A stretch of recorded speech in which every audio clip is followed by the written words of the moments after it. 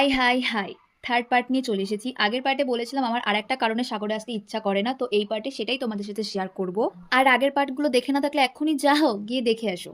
তো যাই হোক, মন্দির থেকে বেরিয়ে কেনাকাটির জন্য মারা দোকানে যায়, তবে আমার আর বোনের কিছুই পছন্দ হয়নি। না না, ভেবো না পছন্দ হওয়ার মতো কোনো জিনিস নেই। এখানে অনেক জিনিস পাবে, প্রায় সব ঝিনুকের তৈরি, তবে আমার নেওয়ার মতো কিছু ছিল না বলেই আমার কিছু পছন্দ হয়নি। তবে তোমাদের হবে। দেন মামি বোন ভাই খায় ফুচকা, আমি বোনের থেকে একটা খেয়েছিলাম, তবে টেস্ট আমার খুব একটা পছন্দ হয়নি। দেন খেয়ে নি চা, আর চাটা দারুণ ছিল। এবার বলি কেন ভালো লাগে না। সাগরে সবকিছু ঠিক আছে, কিন্তু খাওয়া দাওয়ার খুব সমস্যা হয়। হোটেলের খাবারও খুব একটা ভালো না, তুমি কোনো ফাস্টফুডের দোকানও পাবে না। খাবার বলতে ডাল আলু ভাজা ভাত একটা তরকারি আর মাছের ঝোল। আর রাতে তুমি রুটি আর সবজির তরকারি ছাড়া কিছুই পাবে না। ও আর সকালে পেটাই পরোটা কচুরি ঘুগনি। এই কারণে আমার যেতে ইচ্ছা করেই না। তবে তোমরা যদি ভারত সেবাশ্রমে থাকো তো ওখানে তোমরা কুপন পেয়ে যাবে। তবে সেটা সকাল 8টা পর্যন্ত দেয়, আমরা 9টায় গিয়ে পৌঁছেছিলাম বলে কুপন পাইনি। তবে আশ্রমের খাবার খুব ভালো। আর আমরা জানতাম না সন্ধ্যা আরতির পর আশ্রমে যে ভোগ দেবে।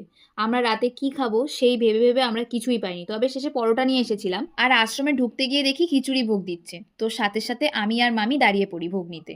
আমরা সবাই মিলে গল্প করতে করতে ভোগ খাই। ভোগটা না দারুণ ছিল। আমরা রাতে ভোগ খেয়েই ঘুমাই, পরোটা আর খেতে লাগেনি, পরোটাটা শেষ পর্যন্ত নষ্টই হয়েছে। আর আমরা এখানে গল্প করি, বাদবাকিটা পরের পার্টে শেয়ার করছি। টাটা।